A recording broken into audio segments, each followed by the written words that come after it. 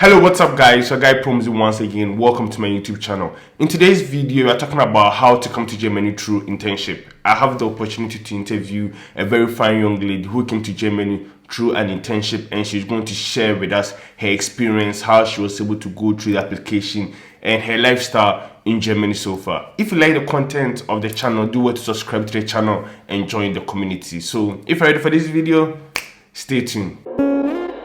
Hello, so my name is Malsi Haibo and I'm an Afrika Kommt fellow. And Afrika Kommt is a professional fellowship being organized by the German government and implemented by GIZ. And so it is through this program that I got into Germany. It's a program for 1 year. That's how I got into Germany. Afrika Kommt is a professional fellowship, right, where at a certain time in the month there are calls for application for a wide spectrum of skills, and then the application is for people who have 2 or more years of experience in certain fields. Now this fellowship is being sponsored by a number of companies. And so when the call for application is made, you go onto the Afrika Kommt site and then you look at what each company is looking for, and then you apply. Then you are called for a series of interviews.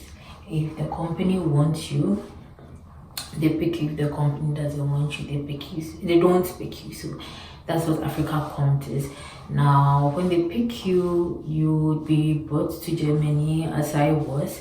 And then the whole purpose of the program is to train you in the company that picked you for a year. And it's just to teach you how international business is done or how things are done globally in your field, after which you go back to your country of origin. That if maybe you haven't found anything else to do in Germany, then you go back to your country. So how long have I been in Germany? For now, this is my 10th month, because I'll be going back to Ghana in November after the program is over.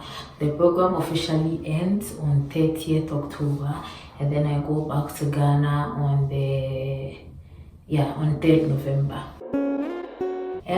So how many times did I apply for this program? I applied twice. So the first time I applied was at the beginning of 2020, January 2020. And at that time, I wasn't picked for the program. Then I applied again in 2021, and then I was picked. So I left Ghana 3rd November. How did I apply? So I'm currently interning with Siemens Healthineers in the business development aspect, because that was the model I chose, and what they wanted was a junior level candidate who had biomedical engineering background and was also into technical sales, and I fit directly into that. So I applied, I was selected for that portfolio. I went through about 4 interviews, and then 1 assessment center kind of interview, and I was picked to come and do an internship at Siemens Healthineers in Erlangen. When it came to visa applications, for me it was extremely smooth. As I said, the program was being organized by the German government and being implemented by GIZ. So I mean, we had letters written for us and then sent to in fact GIZ just wrote the letters and then sent it straight to the embassies of all the countries that were participating in the program. So we booked our appointments. You just have to make sure that your passport is valid for more than 1 year and it's not expiring anytime soon. Yes, my passport was in the right form, and then I sent the documents. So the documents that I sent were my invitation letters from the company and from GIZ. In fact, GIZ makes everything so much easy because they send you a whole list of things. There are calls every time, and there's always sort of a customer care line to help you in the visa application process. So it was very smooth. I just sent my documents, waited for about 2 months. I think, yes, I waited for 2 months for my visa to be ready because I was applying for a resident visa. It wasn't a visiting visa, it was a resident visa. So I waited for about 2 months. But everything was smooth because GIZ had written a letter to the embassy. Coming to Germany has been my first ever international travel. Yes, and yeah, that's it. The only questions I was asked at the embassy regarding my visa was where I was going to live and who was going to sponsor. Yeah, so for the Afrika Kommt program, the company takes care of your accommodation and then gives you a stipend. And yeah, so those were the questions I was asked basically. Where are you going to live? Who's going to sponsor? And the good thing is that this program has been ongoing for a while. I'm in the 10th year. I'm part of the 10th cohort, meaning this is the 10th year, so the embassy knows about it, and so there wasn't much questioning. My finance, as I mentioned, I didn't have to prove my finance. GIZ had already written the embassies, and GIZ had proven that they were going to take care of it because this wasn't the first time the program has been organized. It's in its 10th year, so the company and then GIZ proved that they were the ones going to fund the program.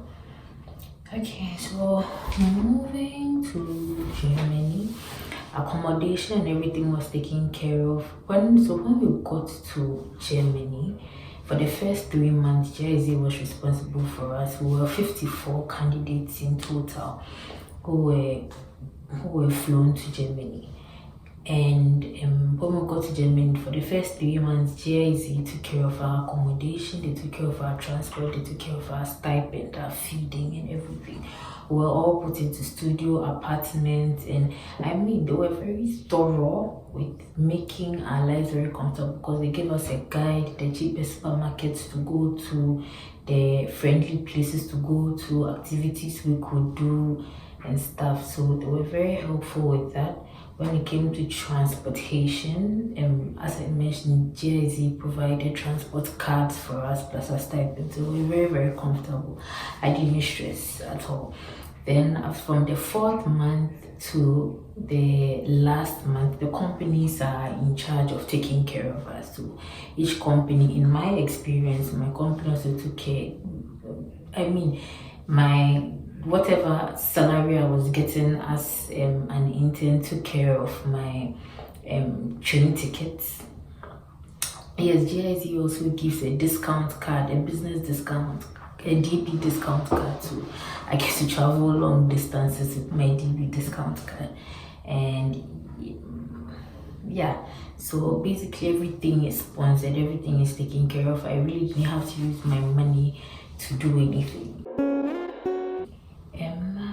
How long did it take to get my residence permit? I got my residence permit about 2 weeks after landing in Germany. As I mentioned, this is being done by the German government, and it's in its 10th year already. So these processes, they already know what is going on. So I mean, we are just sitting down, and then the organizing body says, bring your passport, do it this way, do it that way. So we are just following the process, and everything is smooth.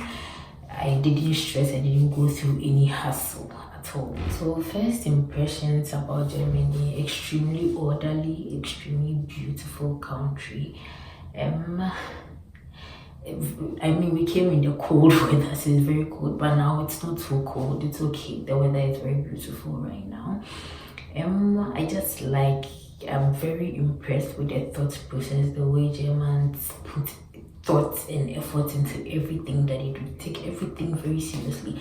They are super respectful people, very super respectful about their time, super respectful about what are important to people, and respect people's opinions a lot. It's one thing I really like about Germany. It's neat and extremely beautiful. So cost of living in Germany, I mean, I've come to understand that the same way I lived in Ghana should really be the same way I live in Germany. Don't live above your means. means, etc., etc. The principles for saving and investing and keeping money in Ghana were the same principles I carried with me in Germany. So it's how I handle my money. Things are not too expensive over here.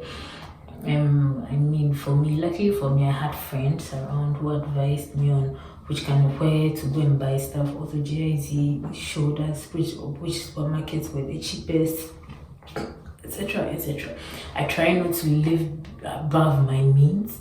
I try to always save and then live below my means. For me, I don't find it easy making friends with my neighbors or with white people. Maybe I haven't made too much of an effort, but my co-workers, as I mentioned, very respectful, very nice people. And one person even taught me how to ride a bike. I left Ghana not knowing how to ride a bike. Now I know how to ride a bike, so it's cool. So I realized that in Germany, people do not play with their work-life balance. It's very important. People take holidays when they're supposed to go for their holidays. They don't play with it. And that is one thing I have come to realize. But when they are working, they are doing a very, very good job, which is something I have learned. That work is work and play is play. It's something I have learned. Well, availability of jobs, I don't know how available jobs are over here, but as I mentioned, I just came to do an internship. Yes, so per my contract, I'm supposed to focus on only my internship, so that's the only thing I'm doing right now. And the biggest cultural shock, there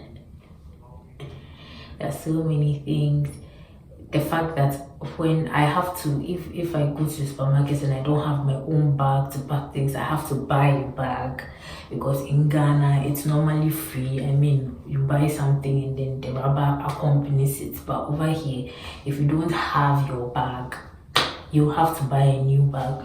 And even when you buy the bag, the attendant is just scanning the prices in. You have to pack your own things, and the speed at which you have to pack it is funny. The train schedule, it was a culture shock.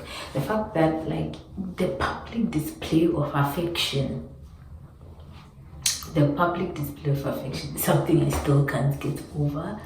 I don't really like the food. I don't like the food. Another cultural shock is that in December there are no parties. It's very surprising. Supermarkets close early. There are so many things that shock me. I still can't get over them. Too many things shock me over here.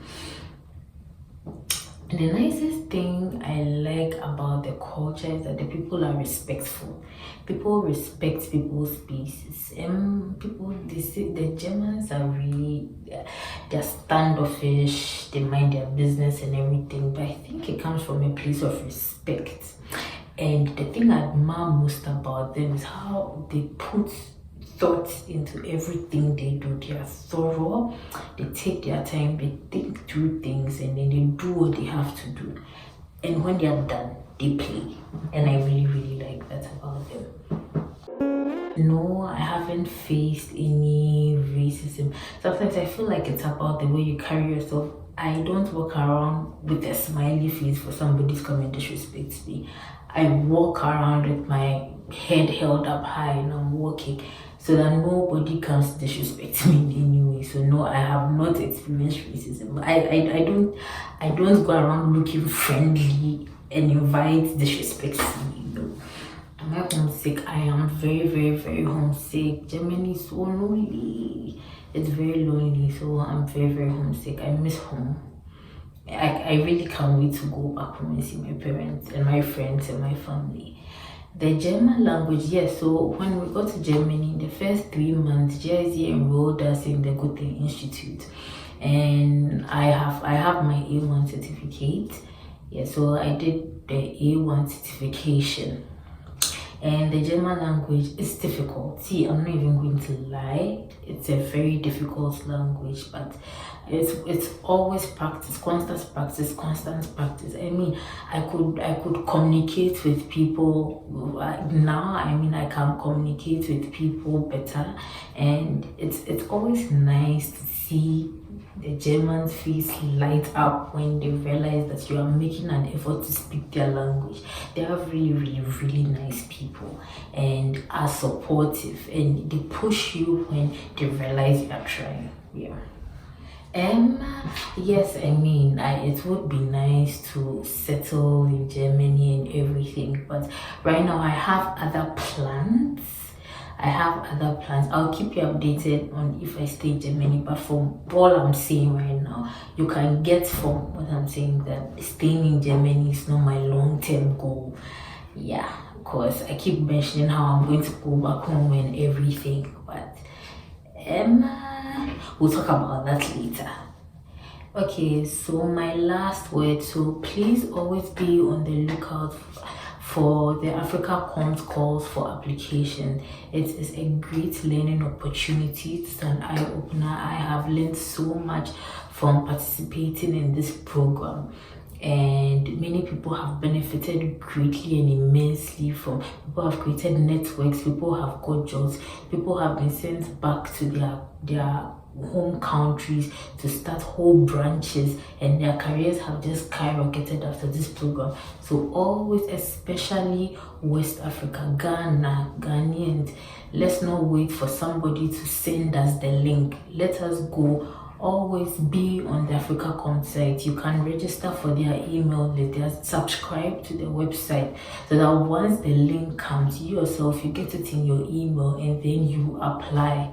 Get as much experience as possible. And I mean, all of us who have participated in Afrika Kommt, we have our profiles on LinkedIn. When the call for applications come, don't hesitate to contact us. We'll help you so that you can also experience this. A great experience. Don't wait for us to send you the link. You yourself look for the opportunities. So those are my last words. Thank you. Okay, so we've come to the end of this video. I hope you find this video very educative and informative. If you did, do well to like this video and put a nice comment in the comment section. This goes a long way to help this video in the YouTube algorithm. And if you like the content of this channel, subscribe to the channel and join the community. Like always, the name is Promzy. I'm signing out. Peace.